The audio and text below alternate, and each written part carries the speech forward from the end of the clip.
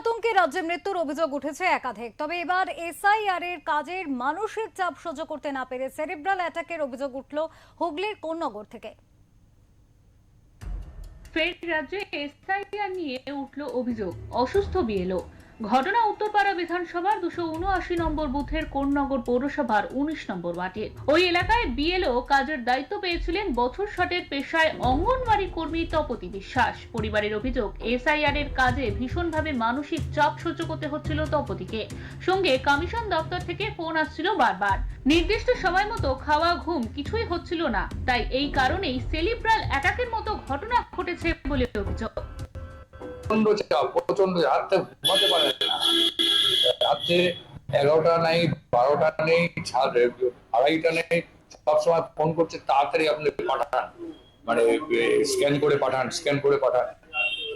কালকে রাত্রে 2:30টায় 8খানা করে তারপরে একটুখানি ঘুমিয়ে আবার 10টার সময় উঠে আবার আরম্ভ করেছে এই স্ক্যান করা। এইভাবে ওকে অত্যাচার করে এই অবস্থাটাই খারাপ করে কাজ করতে গিয়ে একদম এটাই টেনশনে দুদিন ধরেই বলছে কি অবস্থা।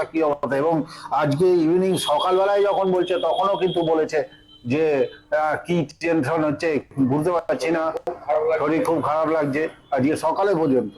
দুজনকে দেওয়ার পরে দিয়ে তারপর কি হলো, তারপরে উনি গেছেন ওখানে স্পটে, ওখানে এসআইআর কাজ করতে করতে অসুস্থ বোধ করেছে। ইলেকশন কমিশন থেকে তারা কেউ এসে কোনো রকম কোনো রেসপন্স নেই। আমি সুপারভাইজারকে ফোন করলাম, বলছি আমরা এসডিও কে জানিয়েছি, কিন্তু আমি বললাম এসডিও কে জানান, যা খেলেন আপনাদের তো এখানে আসা উচিত, আপনি স্পটে এসে দেখে যান। এখানে একদম টোটালি এই এসআই এর জন্য হলো এটা, একদম এত চাপ এবং টেনশন। সবচেয়ে বড় কথা যে স্ক্যান করতে গেলে এতটাই নেটের প্রবলেম হচ্ছে যে সেটা না হলেও টেনশনে পড়ে যাচ্ছে। জানা যায়, কাজ করতে করতে অসুস্থ হয়ে পড়েন বিএলও তপতি বিশ্বাস। তৎক্ষণাৎ তাকে নিয়ে যাওয়া হয় কোন্নগর মাতৃসদন হাসপাতালে। সেখানে চিকিৎসাধীন রয়েছেন তিনি। যদিও চিকিৎসকের দাবি মানসিক চাপের কারণ নয়, নিয়মিত শারীরিক পরীক্ষা ও নিয়মিত ওষুধ না খাওয়ার কারণেই ঘটেছে এই ঘটনা। ওনার সুগার আর ব্লাড প্রেশার কন্ট্রোলে ছিল না।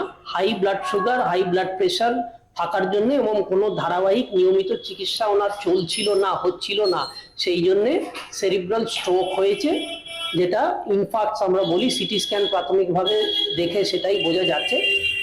যা দরকার ওনার প্রেশার আর সুগার কন্ট্রোল করার জন্য আর সাপোর্টিভ ট্রিটমেন্ট আমরা করছি, আর ফার্দার যেগুলো দরকার আরো কনফার্মেশনের জন্য সেইগুলো করাচ্ছি।